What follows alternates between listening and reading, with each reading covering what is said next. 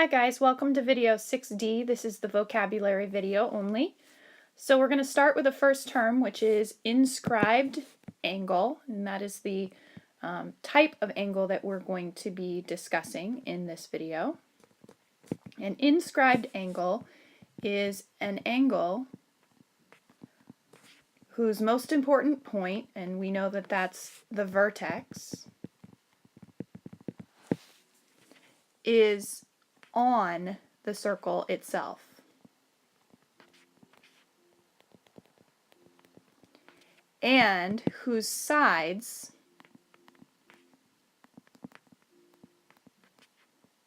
are chords of the circle.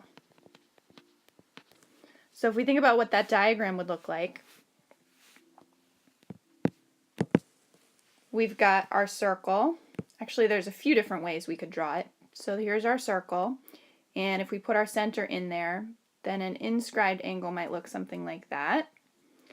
Or, because a chord could also be a diameter, remember, we could have an inscribed angle look like that.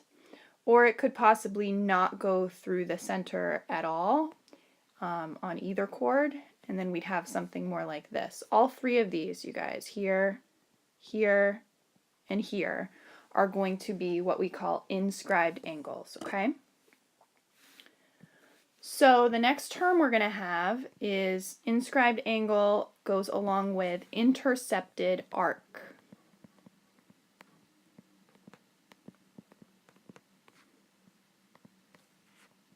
And an intercepted arc is the portion of a circle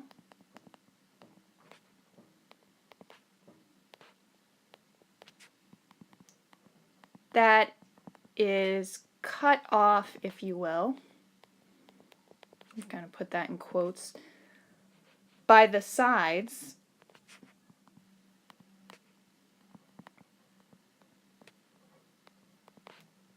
of an inscribed angle.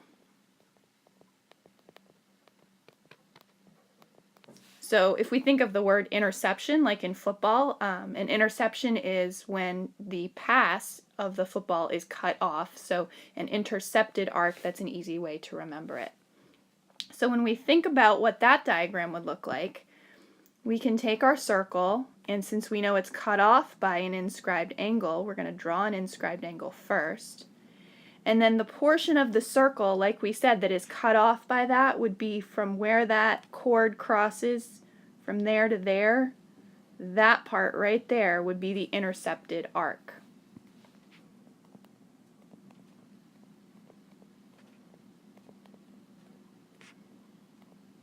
Okay? So those are our two definitions that really the bulk of this entire unit, this whole section, 10-4 here, is built on. But there's a couple of things that we want to remember, and this goes along with Theorem 10.5, which is our next, not really vocab word, but concept that we want to know. And remember that on all of these here, for these theorems, you do not need to know them by name. However, this theorem is important to be able to work with. So Theorem 10.5 says this: an inscribed angle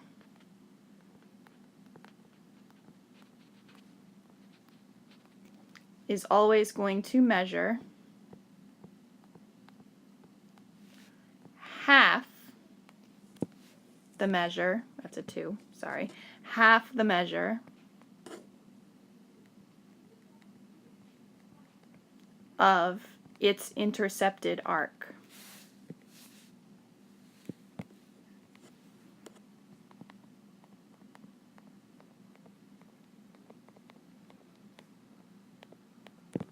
Okay, so if we go a little further up here and just talk about the interplay between an inscribed angle and an intercepted arc, we can think of if we want to go from the arc to the inscribed angle, then what we're going to be doing is dividing by 2. And if we want to go from the angle out to the intercepted arc, it's going to get bigger by multiplying by 2. So those are really important operations just to remember, to either divide by 2 or multiplying by 2, depending on the direction that you're going.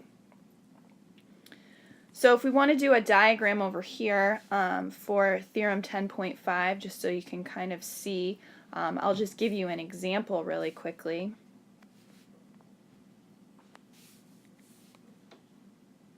If we are talking about, let's say, a diagram that looks like this, and so we'll call this inscribed angle I, and let's make its chords go to points A and B.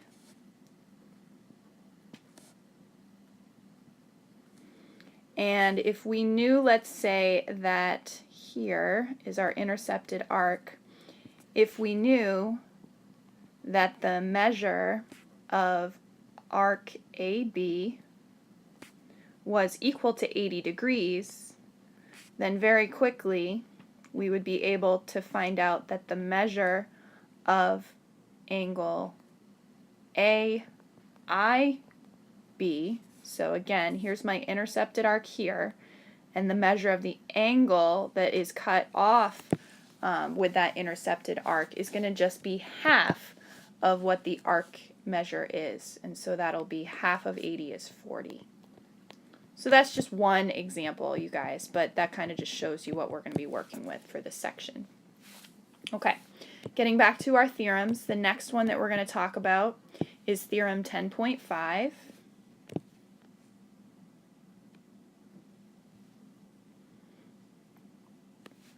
So Theorem 10.6 is our next one, sorry. Theorem 10.6.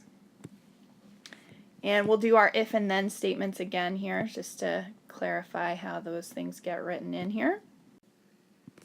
So our if says this: if this time we have 2 inscribed angles,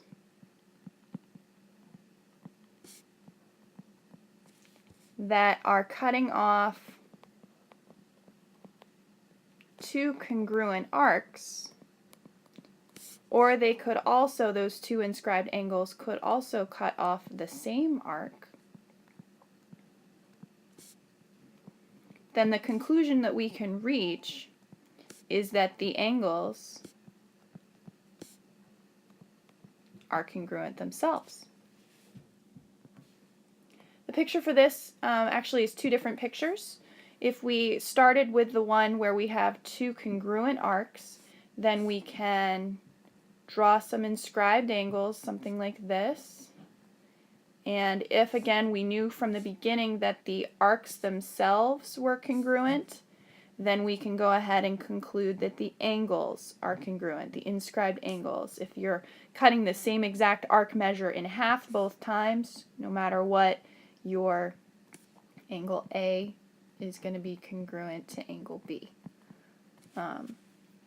The second type of picture for that could be that you have a circle and a particular portion of the circle, an intercepted arc, that you have 2 separate angles coming off of that same exact arc, just in different directions. Then that would be a situation where you could have congruent inscribed angles as well when it's off of this same exact arc. So we can keep that in mind no matter what.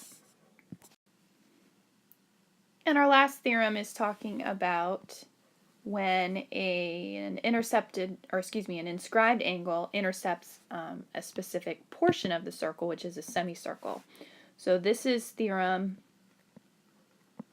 10.7. And again, you don't need to know these by name, you guys, but it's helpful to know how to use them, and you'll see that in the next example video that we do. So we have an if and then statement here. The if says, if we start with knowing that an inscribed angle is intercepting, like I said, a specific portion, and that specific portion is a semicircle, and we'll recall that the measure of a semicircle, remember, is 180 degrees, half of the 360 degrees full circle, then you can imagine what's going to happen is that the angle is a right angle. Reason being, intercepted arc, take half of it, remember. So half of the 180-degree semicircle intercepted arc will always equal 90 degrees. So again, inscribed angle, if it intercepts a semicircle, then that is going to give you a right angle. Picture there is pretty simple. I just want to draw you a couple of examples because the first one here is going to look a certain way, and it's not always that case. So if we do this and we do an inscribed angle off of it, we know that it's a right angle off of that semicircle, but you're tempted to think that this leg here and this leg here are the same. So I'm just going to draw another picture where you can see you still have a diameter which cuts it into a semicircle, and you still have an inscribed angle off of that, but I'm going to make it a very different looking inscribed angle here. And so we still have our right angle, but it's very clearly not anymore a 45, 45, 90 looking triangle. So just know that that can look any way you want. Okay? So that's our vocabulary for video 6D. In the next video, we're going to start working with figuring out missing inscribed angle and intercepted arc measures.